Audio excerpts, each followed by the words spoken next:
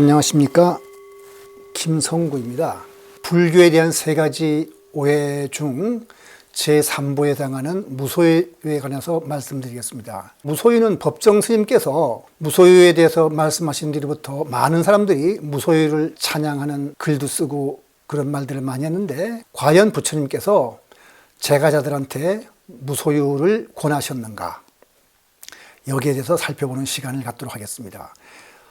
이 결론부터 말씀드린다면, 부처님은 적어도 제가자들은 무소유로는 행복에 이를 수 없다는 취지의 말씀을 하셨습니다. 그 내용을 이제 설명드리겠습니다. 제가 이 강의를 시작할 때 불교에 대한 세 가지 오해가 있어서, 하나는 삼법인과 고성제를 사람들이 허무주의와 염세주의로 해석하는 것이 오해라는 것이 있었고, 그 다음 무아윤회에 대해서는 불교는 무아를 주장하는데 누가 윤회를 한다는 말인가 하는 말이 있는데, 이 말 자체가 사건 중심의 세계관에서는 이 말 자체가 성립하지 않는다는 것을 말씀드렸습니다. 오늘 무소유에 대해서는 사람들이 불교는 무소유를 말하니 부양할 가족을 거느린 제가자에게는 맞지 않는다. 그 다음에 국가의 산업발전이나 과학발전에는 결코 불교가 도움이 될 수 없는 종교다, 이런 말들을 하는 사람들이 있었는데, 과연 이 말이 사실인가? 오해라는 것을 말씀드리겠습니다. 첫 번째 강의는 청빈한 삶과 부자의 삶, 청부라고 깨끗하고 부유한 삶이나 청부의 삶이라고 해도 좋겠습니다. 그 다음에 두 번째는 제가자의 삶과 행복은 어떻게 올 수 있는지, 그 다음에 부처님이 설법하실 때는 어떤 시대적 배경이 있었길래 이런 설법을 하셨는지, 그래서 부처님 당시에 인도의 시대상을 살펴보기로 하겠습니다. 그 다음에 네 번째로는 무소유의 설법을 하셨는데 그 뜻이 뭔지, 그 다음에 다섯 번째로서는 우리 세속적 행복과 불교에 대해서 살펴보기로 하겠습니다.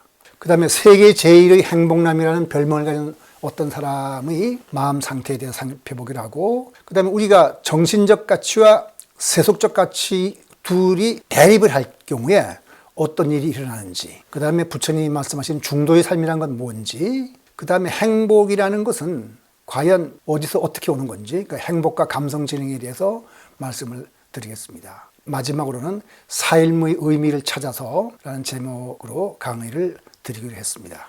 첫 번째 강의는 청빈한 삶과 부자의 삶으로서 과연 무소유만이 깨끗한 삶인가, 이 문제를 살펴보겠습니다. 예비적으로 우리 동양 사람들이 이런 말을 많이 하는데, 봉황은 오동나무가 아니면 앉지를 않고, 신령한 샘물이 아니면 마시질 않고, 대나무 열매가 아니면 먹지 않는다. 아주 근사해 보이는 말이긴 합니다. 이게 장자에 나오는 말인데, 그래서 어떤 말이 나오냐면, 부엉이가 솔개가 죽은지를 놓고 서로 다투다가 봉황이 저 높은 하늘에 날아오자 쥐를 뺏길까봐 부엉이와 솔개가 전전긍긍을 한다는 얘기가 있습니다. 다시 말해서 희로애락을 느끼면서 살아가는 일상적 삶은 부엉이와 솔개의 삶이고, 소유하는 부와 명예는 쥐를 뜻하는 것인데 과연 그런가? 그 다음에 일상적인 삶을 떠난 멋진 삶이 따로 있고, 그 삶이 봉황의 삶인가? 이런 문제를 놓고 한번 생각해 보기로 하죠. 무소유의 삶이란 것은 사실 이 법정스님이 이 말씀하신 내용인데, 법정스님이 소개한 내용입니다. 간디 이 얘기를. 간디가 뭐라고 했냐면은, 나는 가난한 탁발승이요, 내가 가진 것이라고는 물레와 교도소에서 쓰던 밥그릇과 염소젓 한 깡통, 허름한 담요 6장, 수건, 그리고 대단치도 않은 평판 이것뿐이요. 언제 이런 말을 했냐면은 1931년 9월 런던에서 열린 제2차 원타회의에 참석하기 위해서 간디가 영국으로 가던 중 마르세유 세관원에게 소지품을 펼쳐보면서 한 말이라고 전해져 옵니다. 그리고 거기에 이런 말도 덧붙여져 나와요. 내게는 소유가 범죄처럼 생각된다. 간디가 했다고 하는데, 법정스님이 이 말씀을 듣고 부끄러웠다고 그래요. 간디 어록을 읽다가 이 구절을 보고 법정스님이 몹시 부끄러웠다고 그러는데, 왜 부끄러웠을까요? 소유가 죄악이라서 그랬을까요? 간디는 그렇게 말했죠. 죄악이라고. 그 다음에 소유는 과연 불교에서 말하는 불선에 해당하는 건가? 이런 문제를 우리가 한번 생각해 보기로 하겠습니다. 간디의 과정 환경을 먼저 보죠. 간디가 정말 그렇게 가난했던 사람인가? 간디 아버지는 인도의 작은 소공구 포르벤더의 총리를 지냈습니다. 그러면 그렇게 가난하지 않았겠죠. 더군다나 런던 대학교 법과대학에 입학해서 1891년 변호사 자격을 취득했는데, 가난했던 사람이라면 런던까지 유학을 못했을 겁니다. 간디는 가난하지 않고 풍족한 삶을 살았고, 대학교 때까지 그거 즐겼습니다. 그 다음에 간디가 유리한 일을 했고 검석에 살았으며 탐욕을 부리지 않은 것은 잘 알려진 사실이지만 만일 영국 유학을 못했고 세상국어를 못해서 국제정세에 어두웠다면 과연 간디가 유리한 일을 할 수 있었을까? 이런 측면에서 소유와 부소유 문제를 생각해 봐야 되겠죠. 아까 물음 1이 있었는데 물음 2는 간디와 법정 스님이 말하는 무소유는 과연 어떤 뜻일까? 이런 걸 우리가 생각하면서 부처님의 설법을 우리가 앞으로 10번에 걸쳐서 말씀드릴 텐데 생각해 봐야 될 겁니다. 먼저 출가자의 삶을 보면 부처님은 정말 무소유를 말씀하셨어요. 잡아암경 걸식경에 보면은 악마 빠삐마니 농간으로 부처님이 탁발하다가 아무것도 얻지 못했을 때 뭐라고 말씀하셨냐면 비록 아무것도 가진 것이 없으나 편하고 즐겁게 살아가나니 마치 저 광음천이 언제나 기쁨을 먹고 사는 것처럼 비록 아무것도 가진 것 없으나 편하고 즐겁게 살아가면서 언제나 기쁨으로 밥을 삼나니 이 가진 몸을 의지하지 않으리라. 그러니까 물질이 있든 없든 마음은 항상 편안하고 기쁘다는 뜻이죠. 그리고 우리가 안빈낙도에 대해서도 한번 생각해 볼 텐데 이게 동양 사람들이 많이 하는 말이니까 논어에 나오는 말로서 안빈낙도라는 건 무슨 뜻이냐면은 가난하지만 마음을 편히하고 걱정하지 않으며 도를 즐긴다는 뜻입니다. 그러니까 있고 없고는 뭐 별로 신경 안 쓰고 진리를 찾는데 뭔가 마음을 바치다가 진리를 깨달으면 아주 기쁘다 이런 뜻입니다. 빈곤 속에서도 뜻을 굽히지 않고 도를 찾고 배우며 얻는 것이야말로 최대의 즐거움임을 비유하는 그런 말입니다. 우리 조선조 선비들이 안빈낙도를 많이 찬양하고 마치 생활신조처럼 말씀하신 분들이 많이 있습니다. 근데 과연 청빈한 것도 좋지만 깨끗하고 돈이 많으면 어떤가? 이런 생각을 한번 해보죠. 그런 사람을 예로서 제가 워렌 버핏을 한번 예로 들어서 설명을 드리겠습니다. 먼저 안빈낙도를 즐긴 사람으로서는 공자와 공자의 제자를 예를 들 수 있는데 공자의 말씀이죠. 나물 먹고 물 마시고 고등학교 아마 교과서에도 가끔 나오는 말입니다. 팔을 베고 누웠어도 즐거움이 그 안에 있고 의롭지 않게 불을 누리면 나에게는 뜸구림과 같을 뿐이다. 아주 멋진 말이죠. 근데 제일 마지막 공자의 말씀이 조금 뭔가 뜻이 있죠. 의롭지 않게 부귀를 누리면 나에게는 뜸구림과 같은 뿐이다 하니까 의롭게 부귀를 누리면 괜찮다는 뜻처럼 해석할 수도 있겠네요. 어쨌든 이것은 천도를 아는 자는 옳고 그름을 알고 바르게 사는 것이 바로 즐거움이다. 이런 뜻인데 아마 그럴 겁니다. 그 다음에 이 공자보다도 훨씬 가난했던 사람으로서 공자의 제자, 사실 수제자였죠. 공자보다 먼저 죽었는데 죽었을 때 공자가 땅을 치고 통탄하면서 하늘이 나를 버리는구나 하고 했다는 그 아내인데 아내의 그 행실에 대해서 공자가 찬양하면서 어질더다 아내여 한 그릇의 밥과 한 표주배의 물을 먹으면서 좁고 누추한 거리에 사는 것을 다른 사람들은 그 근심을 견디지 못하지만은 아내는 그 속에서도 즐거움을 그치지 아니하니 어질도다 아내하고 찬양했습니다. 아마 공자와 아내는 가진 것 없어도 도를 닦는데 이렇게 즐거움을 느낀 건 사실이에요. 그리고 서양에서도 그런 사람이 있죠. 디오게네스라고 해가지고 아주 유명한 사람이 있는데 이런 사람들은 무소유냐 소유가 문제가 안 되고 오히려 소유가 거추장스러울지도 모릅니다. 그러면 물질적 풍요가 주는 즐거움과 함께 차원이 다른 어떤 즐거움을 누리면 어떨까 하는 생각도 한번 해볼 수 있겠네요. 지금 살아있죠. 워렌 버핏을 제가 예를 들어서 설명하겠습니다. 워렌 버핏은 1930년생이니까 지금 적어도 만으로 91살은 됐네요. 아주 청부한 사람입니다. 2010년 기준으로 세계 세 번째 부자로 선정되었고 자산은 주가 변동에 따라서 달라지지만 대개 700억 불에서 1000억 불 사이로 추산됩니다. 워렌 버핏은 네브라스카 오마하 출신으로 별명이 오마하의 현입니다. 오마하에서 평생을 살아서 그런 별명이 붙었는데 버핏과 한 동네에 살았던 몇몇 이웃은 버핏이 어릴 때 돈을 투자한 적이 있었습니다. 예를 들어서 캐롤 에인절이라는 어떤 소아과 의사는 1957년 버핏의 말을 듣고 $10,000로 투자했는데 2008년에 4억 6,900만 달러로 늘어났다 그래요. 뭐 대단한 돈이죠. 이렇게 재산을 부릴 수 있는 능력을 가지고 있으니까 워렌 버핏의 돈이 많을 텐데 이 사람의 삶은 어떤가 한번 볼까요? 이 사람의 삶은 보통 사람과 똑같습니다. 1958년 당시에 31,500달러 주고 산 집에 아직도 살고 있습니다. 그 다음에 매일 아침은 3달러짜리가 조금 넘는 맥도날드 아침 메뉴를 해결하고 검사를 살지만은 또 자선재단을 설립해서 막대한 돈을 기부하고 그 다음에 소득 불평등 문제를 해결하기 위한 방안으로 부자 증세를 주장하기도 합니다. 그 다음에 2020년에는 29억 달러를 기부하였고 2006년 이후 기부한 금액은 370억 달러가 넘어요.